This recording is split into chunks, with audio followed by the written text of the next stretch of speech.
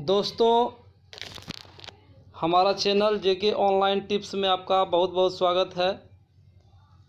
आज की जो टॉपिक है वो समावेशी विद्यालय का निर्माण, creating an inclusive school, BEd second year का कोर्स 10 का ये टॉपिक है। समावेशी शिक्षा से आप क्या समझते हैं?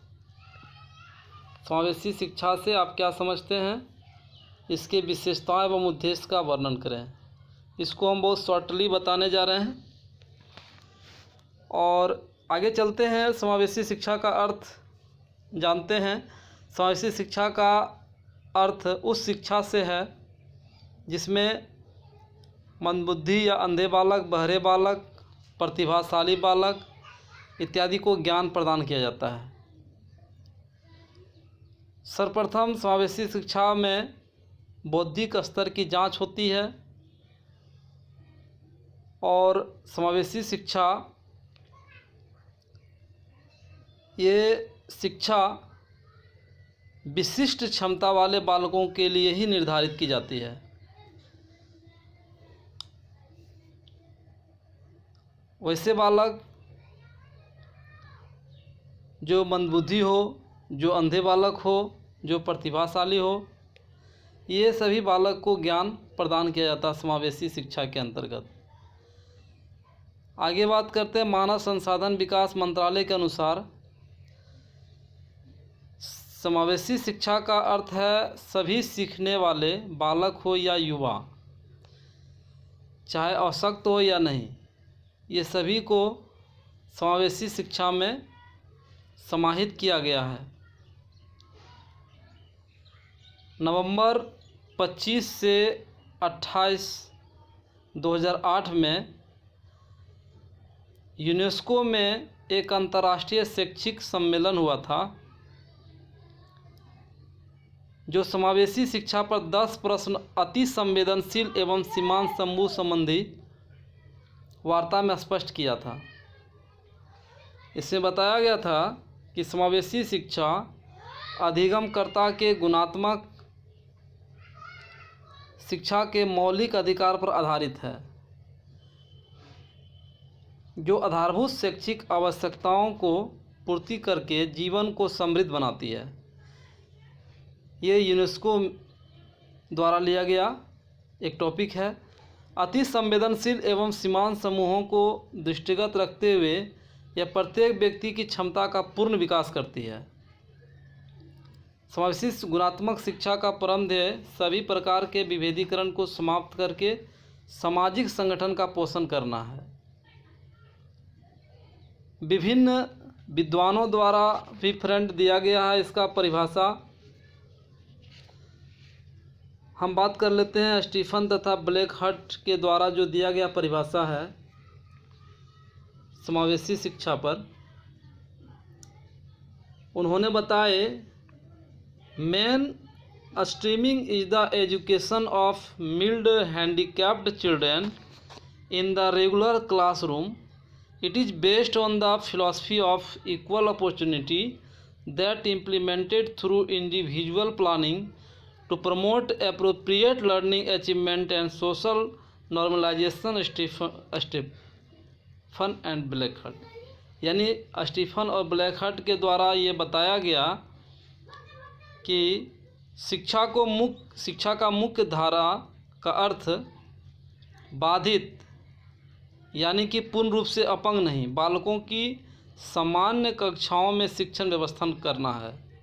यह समान अवसर मनोवैज्ञानिक सोच पर आधारित है जो व्यक्तिगत योजना के द्वारा उपयुक्त सामाजिक मानकीकरण और अधिगम के बढ़ाती है। उसके बाद आए हैं उमातुली। इन्होंने बताए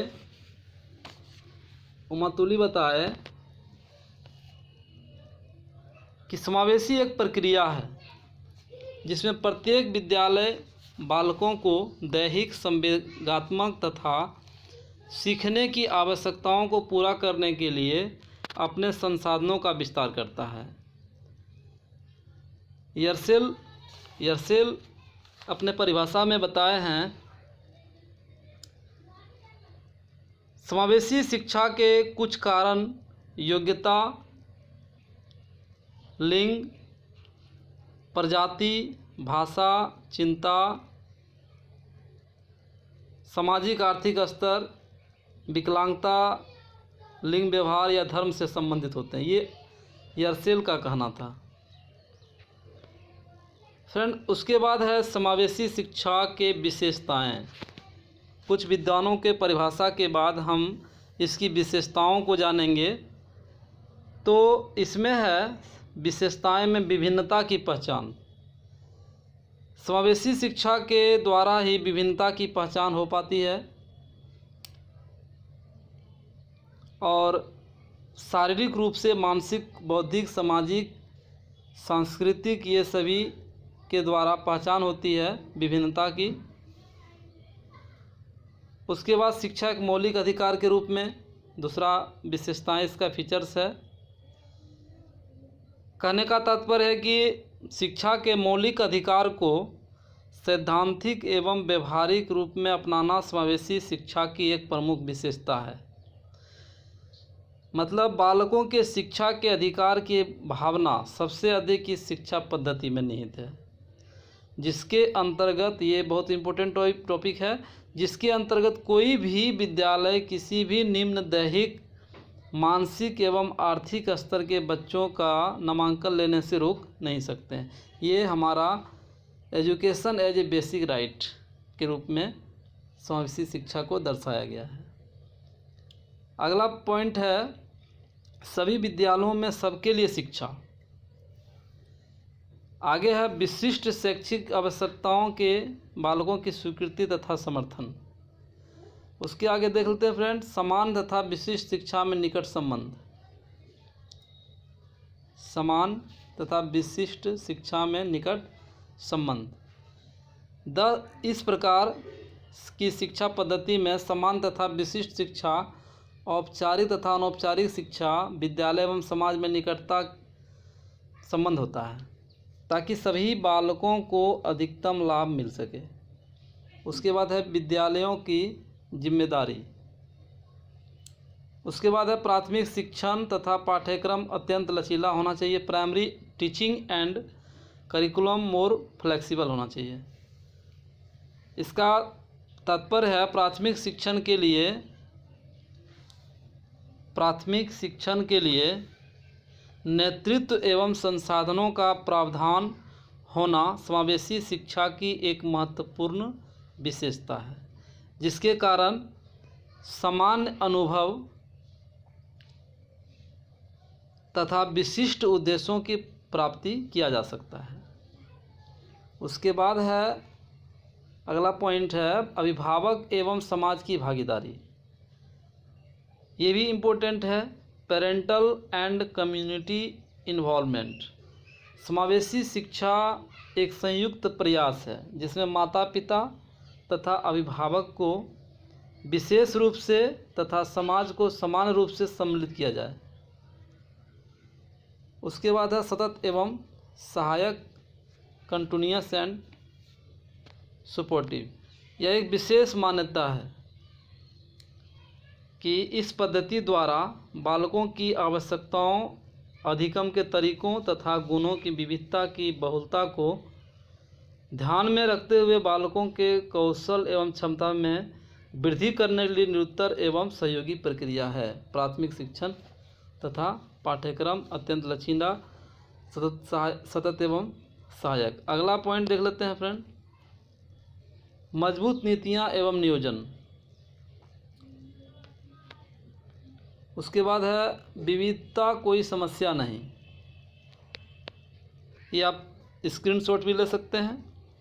विविधता कोई समस्या नहीं। विविधता का मतलब हुआ कि बालकों की संख्या के साथ उनकी बढ़ती हुई विभिन्नताएं इस पद्धति में कोई समस्या नहीं समझी जाती है। कहने का तात्पर्य है भाषा हो या धर्म हो या लिंग हो, संस्कृति हो, सामाजिक, शारीरिक, मानसिक, कोई भी कारणों से बालकों को भिन्न नहीं समझना है समावेशी शिक्षा में। उसके बाद है सभी के लिए शिक्षा होना अनिवार्य है। अब हम इसका मूल उद्देश्य के बारे में चर्चा करेंगे। इसका मूल उद्देश्य के बारे में चर्चा करेंगे। समावेशी शिक्षा के उद्देश्य, जिसका प्रथम उद्देश्य है सभी के लिए शिक्षा, यानी समावेशी शिक्षा के अंतर्गत समाज के सभी वर्गों के लिए शिक्षा होना जरूरी है। इसकी नीतियों एवं कार्यक्रमों को इस प्रकार लचीला बनाया गया कि कोई भी बालक शिक्षा से वंचित ना रह सके। समाज का अंग, दूसरा ये उद्देश्य है समाज का अंग। समाज का अंग का मतलब हुआ अशक्त एवं बाधित बालकों को समाज के महत्वपूर्ण अंग के रूप में स्वीकार करना तथा उन्हें अपनी क्षमताओं के विकास के अवसर प्रदान करना इस प्रणाली के महत्वपूर्ण उद्देश्य हैं। अगला फ्रेंड देखते हैं सामाजिक चेतना का उद्गम। सामाजिक चेतना का उद्गम, इसमें है ओरिजिन ऑफ सोशल कॉन्शसनेस। समावेशी शिक्षा से व्यक्तित्व विकास के साथ साथ सामाजिक चेतना का भी विकास होता है। सामाजिक चेतना का मतलब हुआ जैसे अधिकारों की रक्षा की चेतना, अधिकारों की रक्षा की चेतना, देखिए यहाँ पे है, और समता एवं मातृभाव का चेतना, बालकों के पालन पोषण तथा उनकी शिक्षा के महत्व की चेतना, उनकी शारीरिक एवं मानसिक सामर्थ्य या क्षमताओं की चेतना आदि संबंधी ज्ञान शिक्षा के माध्यम से ही होता है। उसके बाद है अधिकारों की रक्षा। चौथा पॉइंट है अधिकारों की रक्षा। चौथा पॉइंट है अधिकारों की रक्षा।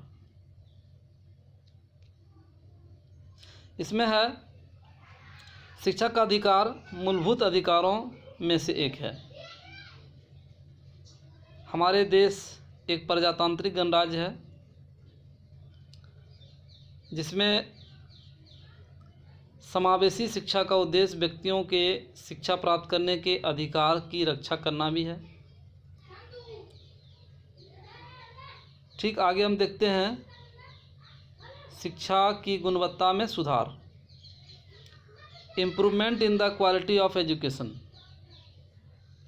समावेशी शिक्षा में जीवन में उन्नति एवं समृद्धि के लिए केवल शिक्षा प्राप्त करना ही पर्याप्त नहीं होता, परंतु शिक्षा का दूसरी आवश्यकताओं के अनुरूप होना भी आवश्यक होता है।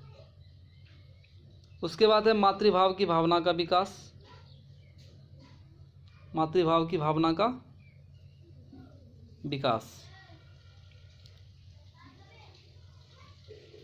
इसमें हम देख लेते हैं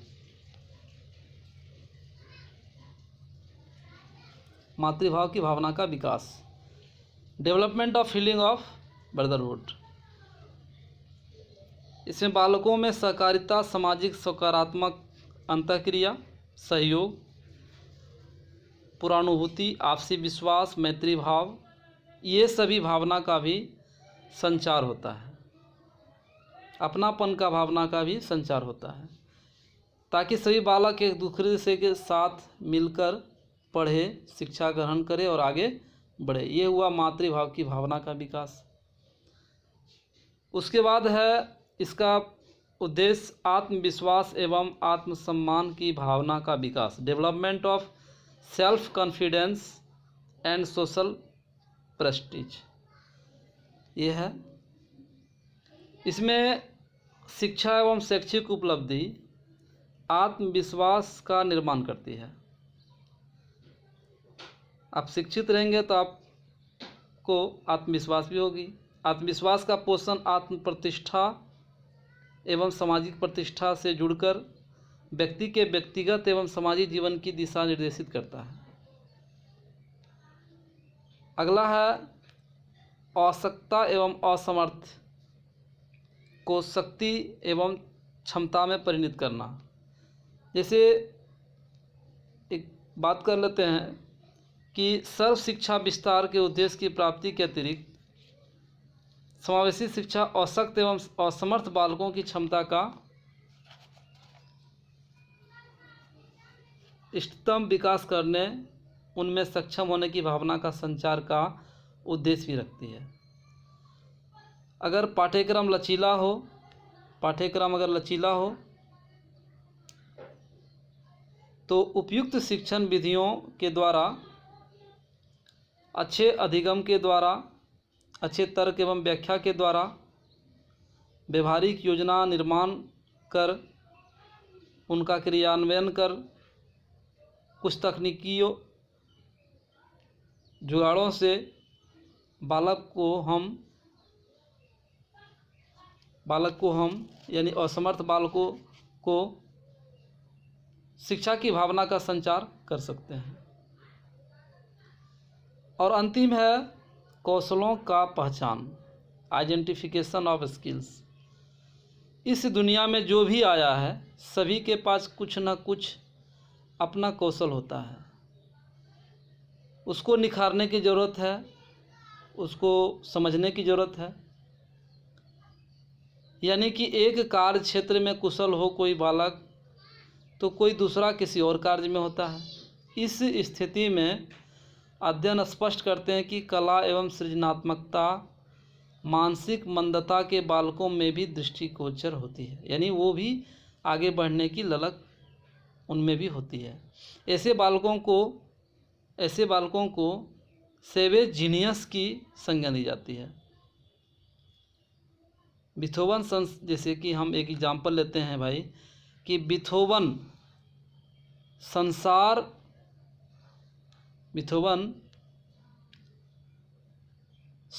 का एक प्रसिद्ध संगीतकार था जो बहरा एवं गूंगा था।